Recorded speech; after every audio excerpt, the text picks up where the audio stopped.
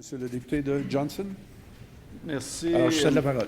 Merci, Monsieur le Président. Ça me fait plaisir d'être ici aujourd'hui pour intervenir sur le projet numéro 3. Il y a beaucoup de choses qui ont été dites jusqu'à maintenant. Je vais me faire bref pour résumer un petit peu quelques points qui sont d'importance pour la coalition.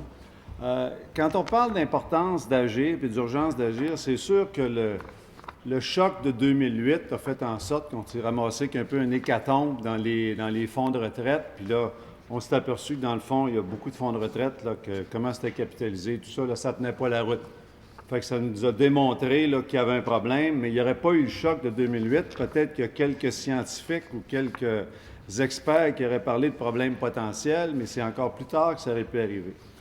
Fait que c'est une mauvaise chose que 2008 soit arrivé, mais par contre, c'est une bonne chose parce que ça nous permet aujourd'hui de prendre action pour faire en sorte qu'un prochain 2008, qui va être un 2016, 2020, 2022, bien, quand on va arriver à une situation comme ça, bien, nos régimes de retraite vont être bâtis de façon beaucoup plus solide.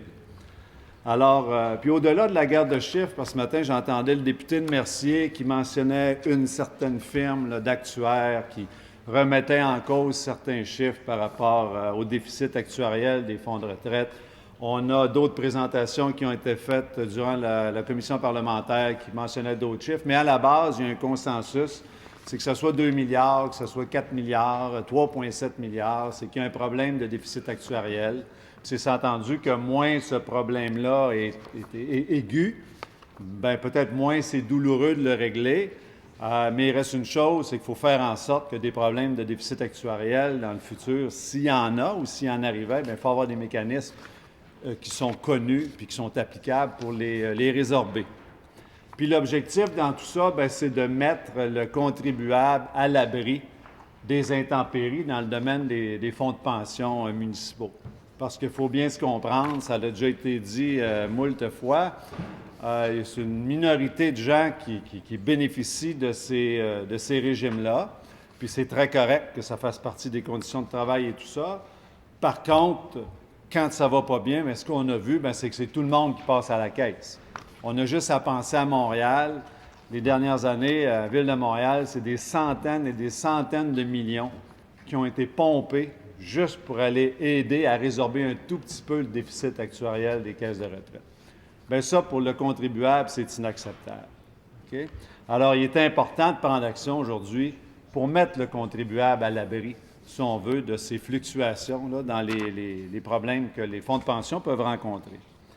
Alors, nous, on est pour le principe de la loi 3, et puis on comprend l'importance de permettre des solutions qui sont adaptées aux réalités sur le terrain. Okay? Ce qu'on voit aussi, ce qu'on désirait, c'est de voir plus de flexibilité. Ça a été exprimé par une majorité de participants lors de la commission. Puis c'est très facile à comprendre. Quand on fait une analyse sérieuse de chacun des régimes de pension, on s'aperçoit qu'il y en a qui sont très bien capitalisés, il y en a d'autres qui sont un petit peu moins bien capitalisés, il y en a qui sont dans des situations précaires et tout ça. Fait que l'idée d'arriver avec une espèce de principe mur à mur, on ne croit pas que ce soit productif.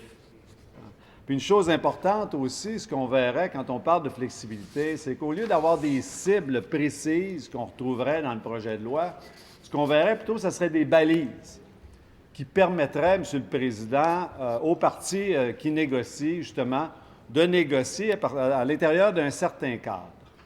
Alors, ce qu'on souhaite vraiment, c'est de voir le ministre faire preuve d'ouverture puis de discernement dans la version finale de son projet de loi, de façon à avoir une solution qui réponde aux objectifs, aux impératifs de pérennité des régimes, puis de faire face aux problèmes de déficit actuariel des régimes, puis qu'en même temps, qui permet d'être une solution qui est adaptée à la réalité de chacun des régimes de retraite. Alors, le partage à 50-50 ou d'ici 2020, nous, on souscrit à ça tout à fait. Hein? On veut que tous les régimes puissent être modifiés de façon de faire en sorte qu'en 2020, on ait la totalité des régimes qui soient partagés à hauteur de 50 employeurs et puis 50 pour les salariés. Puis, on veut aussi que ça s'applique à tous les régimes, à savoir même ceux qui sont présentement, qui sont contribués à moins que 35 % ou ceux à plus de 35 %. On veut qu'il y ait un mécanisme qui amène que tout le monde soit en 2020 à 50-50 au niveau de la contribution. Quand on parle pour les déficits passés, c'est sûr que ça devient plus complexe. Puis nous, on voit ça un petit peu, le fait d'appliquer le 50-50 pour le présent, on voit ça un petit peu comme les dépenses courantes dans une maison. Hein, l'épicerie, l'assurance, l'essence et ces choses-là. Et puis ça, on voit que notre cotisation à partir d'aujourd'hui, qui est à 50-50, bien, voit à couvrir ces frais-là. Le déficit passé, on le voit davantage un peu comme une hypothèque. Hein? Puis nous, ce qu'on dit, c'est qu'on veut pas... on veut qu'il y ait une marge de manœuvre qui puisse se dégager par le fait qu'on implante une proportion de 50-50 qui va permettre un peu de venir couvrir ce qui se faisait dans le passé. Parce qu'en imposant une cotisation à 50-50, qu'est-ce qui va se passer à travers le temps? C'est qu'il va certainement avoir des modifications dans les bénéfices qui font partie ou qui sont partie intégrante de ces régimes-là. Puis de ces modifications-là vont faire en sorte que les régimes vont devenir moins coûteux. De sorte que ça va faire en sorte que pour les villes, il va certainement avoir moins de charges à assumer par rapport à ces fonds de pension-là. Fait que d'une part, les gens qui contribuent vont contribuer davantage. D'autre part, il est très possible que, de façon générale, les coûts globaux associés au système vont coûter moins d'argent, ce qui va faire en sorte que ça va baisser la proportion qui est payée, les montants nets qui sont payés par les villes. Alors nous, ce qu'on voudrait éviter, ce serait de se ramasser dans un système où ce gain-là que la ville peut faire, ultimement, c'est qu'elle peut s'en servir, ultimement, pour payer des services à gauche puis à droite. De sorte que l'espèce de sacrifice qui est demandé dans la réorganisation de tout ça aux salariés fait en sorte qu'ils en viennent qu'à subventionner, eux autres, les baisses de coûts de service au niveau de la ville. Fait que c'est pour ça que nous, on veut que le ministre soit très prudent quand on vient parler de déchirer ou de renier une signature. C'est certain que renier une signature, s'il fallait que ça se passe, là, c'est vraiment parce que à un moment donné, il y a des contrats qui ont été signés avec une certaine réalité, puis il est arrivé des événements exceptionnels qui ont fait que cette réalité-là n'était plus la même. Fait que peut-être qu'on peut en venir à un moment donné à argumenter pour dire que, dans le fond, la réalité d'aujourd'hui ne correspondant tellement pas à la réalité au moment où ces contrats-là soient signés, bien que ça confère une certaine légitimité pour dire, bien écoute, on va faire comme si on ne l'avait pas signé, puis on va aller le changer.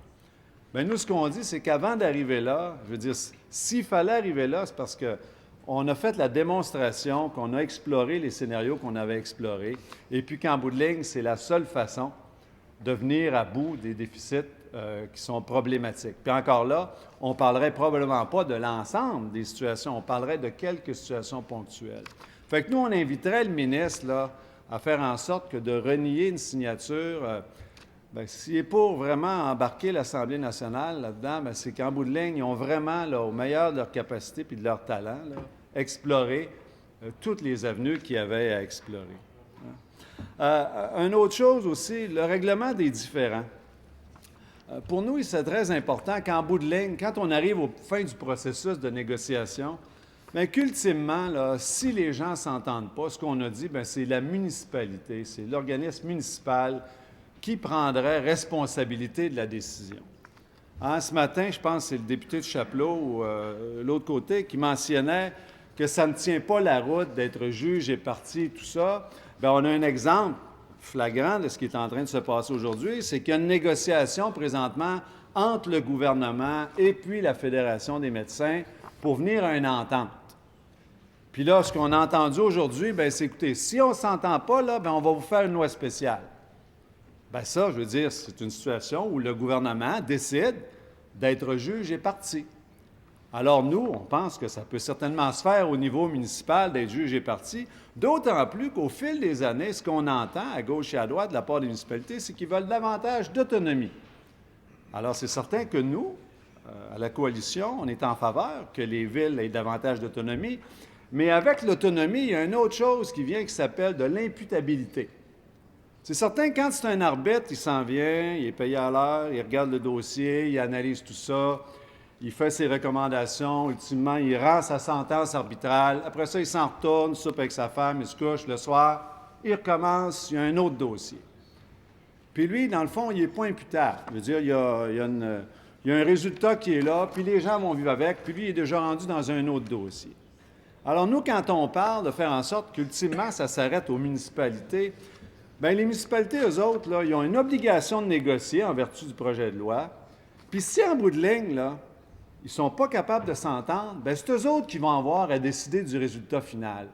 Puis, ultimement, ils vont être imputables, vous savez, devant qui? Ils vont être imputables devant leurs électeurs. On ne peut pas être plus imputable que ça. Ils se lèvent le matin, ils s'en vont travailler, ils sont en ville, ils sont au conseil de ville. S'ils font un règlement qui n'a pas de bon sens, ou ils imposent une sentence arbitrale, entre guillemets, qui n'aurait pas de bon sens, ils vont se le faire dire par leurs gens, puis ils vont payer le prix aux prochaines élections. Puis à la base de notre action à nous, bien des fois, c'est ça qu'on devrait rechercher aussi, l'imputabilité, être responsable des décisions qu'on prend puis des actes qu'on pose. C'est pour ça qu'on pense que nous, d'amener les municipalités à être au bâton jusqu'au bout par rapport à ça, on pense que c'est une excellente idée. Ils nous demandent à nous de faire une partie du travail, puis je veux dire, cette Chambre-là semble être prête à le faire parce qu'on est mobilisé pour le faire cet automne. Par contre, nous, ce qu'on lui dit, bien, quand on sera au bout du processus, là, si vous n'êtes pas capable de vous entendre, puis une chose, il faut se dire aussi, là, on lit, on écoute ce qui se passe aux nouvelles, on lit les journaux, tout ça, là. Il n'y a pas une association syndicale, il n'y a pas un regroupement qui n'est pas sensibilisé au fait qu'il y a un problème au niveau des régimes, des déficits actuariels des régimes, puis qu'il faut assurer une pérennité. Tout le monde, en même temps, est bien conscient que le problème n'est pas le même partout. Alors, n'importe quand, il y a des municipalités qui vont avoir à s'asseoir avec leurs gens, là, bien, ultimement, okay, il y a un règlement qui va se faire. Puis s'il ne se le fait pas, c'est parce qu'ultimement, la Ville va décider avec ces gens-là que ce n'est pas acceptable. Puis si ce n'est pas acceptable, bien, ils vont imposer un règlement. Puis ultimement, ils vont vivre avec parce qu'ils vont être imputables. Fait que nous, on croit que ce serait important d'avoir ça avec le projet de loi. Une autre chose qui est importante, c'est que ce matin, on parlait il y avait une motion pour faire en sorte qu'on utilise les dernières évaluations actuarielles. Là, on s'est fait dire, je ne me souviens pas quel collègue du gouvernement a dit, bien écoutez, on ne peut pas vraiment, parce que ça appartient aux caisses de retraite, il y en a qu'on les a, il y en a qu'on les a pas. Bien, le déficit aussi il appartient aux caisses de retraite. Hein? Puis si on veut faire une job, on s'en vient, puis on s'entend, là, que le travail qu'on est appelé à faire cet automne, ça va bouleverser passablement les relations de travail au Québec. Bien, on peut-tu s'assurer que ce qu'on fait, c'est à la lumière des dernières informations qui sont disponibles? Ça peut avoir une grosse différence sur l'approche finale ou les décisions finales qu'on va prendre. Fait que de dire, bien écoute, on ne prendra pas les dernières informations parce que finalement, une des parties, bien, ce n'est pas tout à fait le temps qu'elle nous donne l'information, bien moi, je ne suis pas sûr que c'est acceptable, ça. Puis on devrait s'assurer qu'on utilise les dernières informations. Un autre point aussi qu'on juge, nous, très important, c'est de faire en sorte qu'on n'impose pas un cadre, là, genre une réduction, le régime devrait coûter tant ou le régime devrait coûter tant. En partant du principe okay, qu'on s'en va vers un 50-50, dans le rapport d'Amour, M. Dabour était bien clair, il dit c'est pas compliqué. Ce qui va se faire, c'est mener les gens vont être en face de certaines décisions.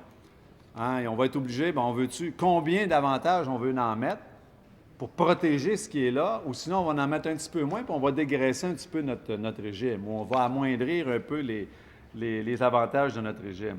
Puis ça va faire en sorte que certains régimes aujourd'hui qui sont à 25 % peut-être vont se ramasser à 22, d'autres sont à 20, vont se ramasser à 19, mais ultimement, dans un règlement négocié, tout ça, là, au fil des années, ça va tout se placer. Puis je vois difficilement comment on peut arriver. Puis le bien fondé aussi de dire que ça devrait être 18 ou ça devrait être 20. C'est quoi on se base ultimement pour dire ça? Je veux dire, la santé, là, les acteurs qui sont là, puis qui vont être habilités à prendre les décisions et à les négocier, bien, ils vont certainement être en mesure de poser les gestes appropriés pour que ce régime-là soit à un niveau X, qui va donner X %, puis ça va faire que le régime va être en santé. Fait que pour nous, de vouloir imposer là, une norme, là, un barème, là, on ne trouve pas que c'est une bonne idée. Hein? Un autre point aussi, au point de vue de la représentation des retraités sur les comités de retraite. On croit qu'il est nécessaire d'ajouter un article modifiant la loi sur les régimes complémentaires de retraite afin que les retraités puissent bénéficier de façon statutaire de la présence d'au moins 2 membres. Hein. La loi elle permet actuellement, mais n'oblige pas de désigner un membre retraité additionnel. Alors, on voudrait qu'il y ait une représentation additionnelle des retraités sur les comités de retraite. Au niveau fonds de stabilisation, encore là, on est en faveur de fonds de stabilisation. Puis ce qu'on dit, c'est que s'il y a une possibilité ou s'il y a une volonté des parties négociantes d'aller plus loin que 110 bien, qu'il y ait l'autorisation d'aller plus loin que 110 Puis si ultimement, il n'y a pas d'entente pour aller plus loin que ça, bien naturellement, s'il y avait un excédent en haut de 110 ça serait retourné au niveau des cotisations à payer pour les cotisants dans le régime. Fait que ça, c'est un point qu'on suggère. Fait qu'en conclusion, ce qu'on dit, c'est vraiment le mur à mur, là, dans la situation présente, là, on ne croit certainement pas que c'est l'approche qui est indiquée. Tous les partis, écoute, on a même ce matin Michel Kelly-Gagnon, qui était à l'Institut économique, qui était auparavant au Conseil du patronat, qui explique, écoutez, avant d'y aller mur à mur, puis d'aller jouer dans le passé, tout ça, là, assurez-vous donc là, de faire la bonne chose. Hein. Fait que, avant de déchirer une signature, assurons-nous qu'on explore vraiment tous les scénarios. Puis dans le cadre de la négociation, dans le cadre d'utiliser les dernières évaluations actuarielles, dans le cadre où tout le monde s'en va sur 50-50, puis qu'au fil des années, il y a une marge de manœuvre qui va se dégager pour les villes, qui vont pouvoir utiliser cette marge de manœuvre-là, si on veut, pour investir davantage dans l'hypothèque, bien, il y a des bonnes chances d'arriver là, avec un règlement qui va être satisfaisant pour tout le monde, puis l'hécatombe qui est prévu, puis qui est proposé dans les médias à gauche et à droite, bien, il y a des bonnes chances que si on y va avec un petit peu de sagesse là-dedans, puis s'élever au-dessus de ce qu'on voulait au départ d'une façon rigide, bien, il y a des bonnes chances, M. le Président, qu'on va arriver avec un règlement qu'ultimement va faire le travail, puis qui va être à la satisfaction de tout le monde, puis il n'y a pas de régimes qui vont être captés par des fossoyeurs de régimes de pension et tout ça. Mais il faut qu'on accepte de sortir du match qu'on avait prévu au début, puis d'aller de bonne foi, vraiment le plus loin possible pour voir jusqu'où on peut aller. Alors, merci, M. le Président. Bravo. Bravo. Alors, merci à vous, M. le député de Johnson, pour cette intervention.